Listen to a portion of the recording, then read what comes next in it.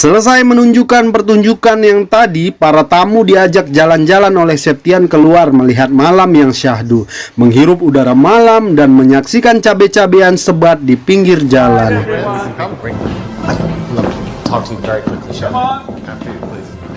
Ladies and gentlemen, for our next course, let us take the evening air. Di luar, Septian mempersembahkan hidangan yang entah keberapa. Kang Somai sudah tidak mau peduli lagi dengan itu.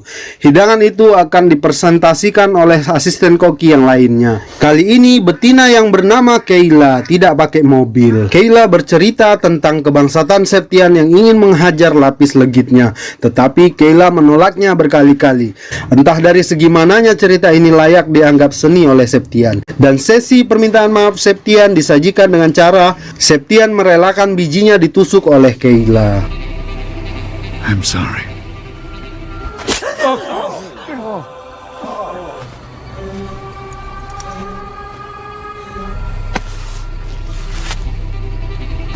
Setelah adegan itu, Septian pun melanjutkannya. Dia mempersilahkan para tamu laki-laki untuk kabur dan diberi waktu selama 45 detik. Setelah waktu yang ditentukan, para staf akan mengejar mereka dan satu persatu para laki-laki pengecut ini berlarian, kecuali si paling kuliner dan si paling berani yang satu ini. You too. Dia akhirnya ikut berlari setelah diperintahkan oleh idolanya. Leave you to it. Sementara itu, tamu perempuan diajak masuk oleh Keila karena si Butet mulai kedinginan. It's getting chilly.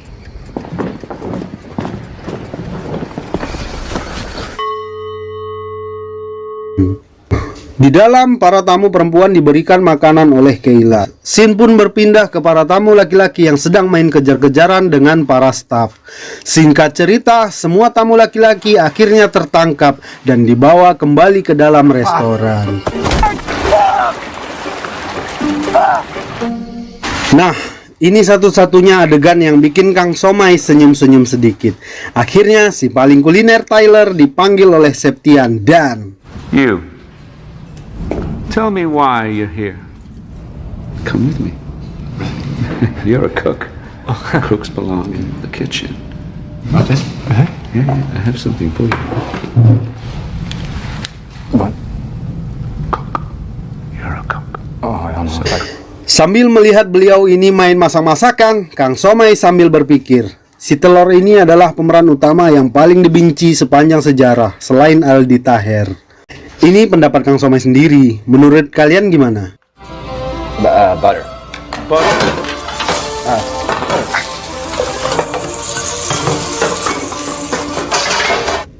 Singkat cerita, setelah Tyler memasak daging kambing dari pegunungan Perindapan, Septian pun mencicipinya dengan rasa hormat. Setelah berkomentar, kemudian Septian membisikkan karya seni yang sangat indah, sehingga Tyler menangis mendengarnya. Saking indahnya, Tyler merasakan perutnya mulai mulas, dan dia pun ke belakang. Bodoh amat dengan beliau, kita lanjut dengan adegan berikutnya, oke? Scene berikutnya, Septian memanggil Margot untuk dimintai tolong. Septian meminta agar Margot mengambil sebuah tong besar yang ada di rumah asap bergaya Nordik tadi sore. Setelah diberikan kunci, Margot pergi dan tidak sengaja beliau melihat si Tyler yang sudah mokat. Innalillahi wa inna ilaihi roji'un. Go. Yes, chef. Elsa, give her the smoke house.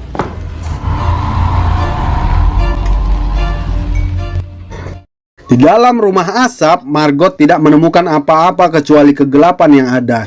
Dia kemudian mengambil pisau dan kembali ke dapur restoran, dan ternyata telah ditunggu oleh Bu Melan untuk diajak Baywan Estes. Melan yang marah karena dia sakit hati, Septian telah memilih untuk memerintahkan Margot daripada Bu Melan. Adegan gelut pun tidak terhindarkan dan berhasil dimenangkan oleh Margot.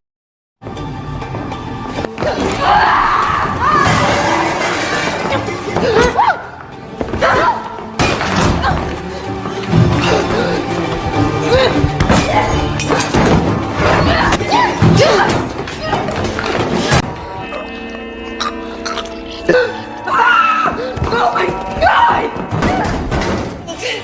About the barrel, I didn't break it. Margot yang sedari tadi penasaran apa isi dalam rumah koki berhasil mengambil kunci dan masuk ke dalam rumah koki tersebut.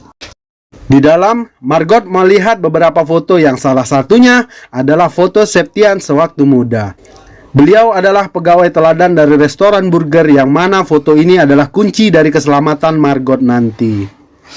Dia juga menemukan radio yang bisa mengakses keluar pulau karena di pulau itu tidak ada tiang telkom untuk handphone. Margot pun meminta pertolongan melalui radio tersebut. Di sisi lain, salah satu investor muda sedang berulang tahun dan tiba-tiba Margot datang dengan membawa sebuah tong yang dari tadi tidak ada adegan Margot ketemu tong seperti itu. Entahlah, mungkin di-cut sama sutradara. Well, take your seat. Sesaat kemudian, terdengar suara kapal yang datang. Ternyata usaha Margot meminta bantuan membuahkan hasil. Septian meminta agar semua kekacauan ini dirapikan dan semua darah dibersihkan agar tidak terlihat mencurigakan. Para tamu pun terlihat bahagia karena berpikir akan diselamatkan. Tetapi yang terjadi adalah... What? Did anybody here call in a distress? Wave radios with the... Hands on your head, everyone, now. You're joking. Do not speak over the shore. We're not in the habit of serving our guests short. Thank you, Dale. Thank you.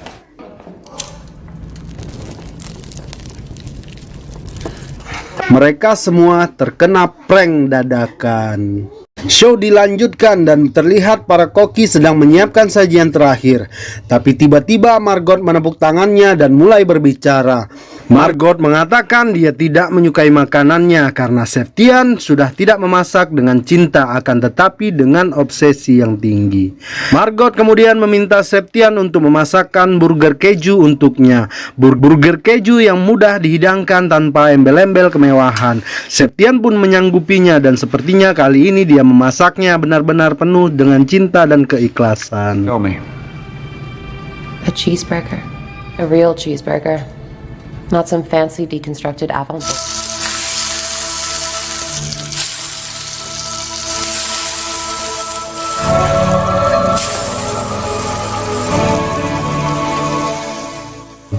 Margot pun memakannya dengan hati yang senang.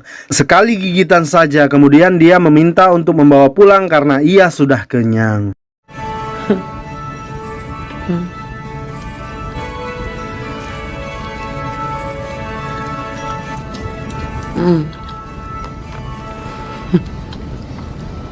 It's a cheeseburger.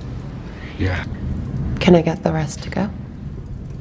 Inilah strategi kabur yang super brilian dari Margot. Dia melihat celah di hati Septian dan mulai memasukinya. Seperti itulah cara mendekati seseorang dengan sangat tulus dan bukan dengan cara paksaan dan berlagak sok hebat. Setelah membayar dan akan meninggalkan restoran, Margot sesaat menoleh ke tamu yang lain seakan-akan sudah pasrah akan mati malam ini. Sajian terakhir pun akan segera dihidangkan. Setelah berkhutbah sedikit, para koki kemudian menghias para tamu seolah-olah seperti makanan yang mewah dengan rompi marshmallow dan mahkota coklat. Wah, sangat indah sekali ya seni memasaknya. Wah, sarkas.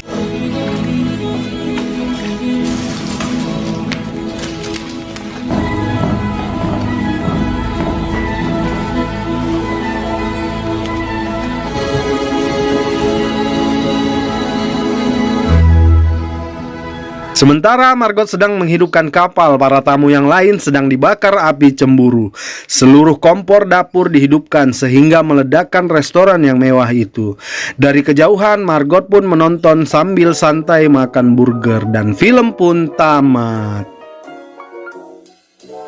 Pelajaran yang bisa kita ambil dari film ini adalah janganlah kalian menghina karya seni seseorang, seburuk apapun itu, padahal kita tak tahu apa yang sudah dikorbankan untuk karya seni yang dibuat oleh mereka.